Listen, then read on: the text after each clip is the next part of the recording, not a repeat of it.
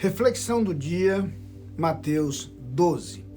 Neste capítulo do Evangelho segundo Mateus, nós temos mais uma situação em que Jesus conversa com alguns líderes religiosos e tem uma discussão com eles. São vários momentos nos quais isso ocorre, porque as lições trazidas por Jesus Cristo muitas vezes entram em choque com a postura religiosa daqueles homens, marcada pela superficialidade e pelo desconhecimento do que Deus realmente quer. Mas esse capítulo chama atenção porque nele temos uma declaração intrigante que às vezes gera certa confusão no seu entendimento. Depois de haver expulsado um demônio e isto ser atribuído a alguns líderes religiosos como obra do próprio príncipe dos demônios, Jesus diz que qualquer pecado será perdoado, menos a blasfêmia contra o Espírito Santo. E numa interpretação literal dessa expressão, nós ficamos confusos. Estaria Jesus se referindo a um pecado que jamais alcançaria o perdão?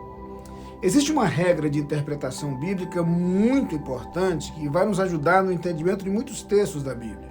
Qualquer texto de interpretação confusa deve ser considerado à luz do que a Bíblia como um todo diz sobre o assunto. Então, a primeira interpretação, a ideia literal de que Jesus estava falando de um pecado específico que não seria alcançado pelo perdão, isso entraria em choque com a tese de que o sangue de Jesus Cristo nos purifica de todo pecado.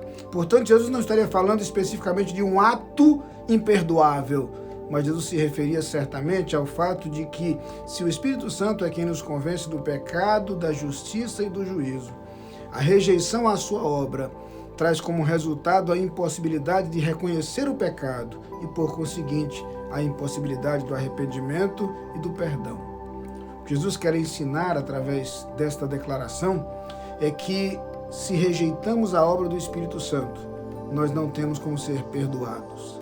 E não teremos como ser perdoados não porque o amor de Deus não nos alcança ou não vai até nós, mas porque nós não nos dispomos a receber o seu perdão.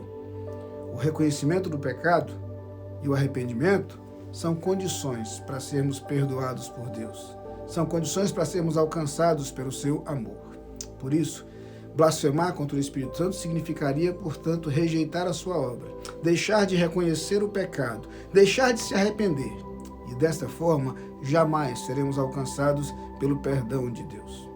É disto que Jesus quer falar ao nos lembrar então que, por outro lado, se nos arrependermos e se buscarmos o seu perdão, nós seremos perdoados e salvos eternamente. Amém.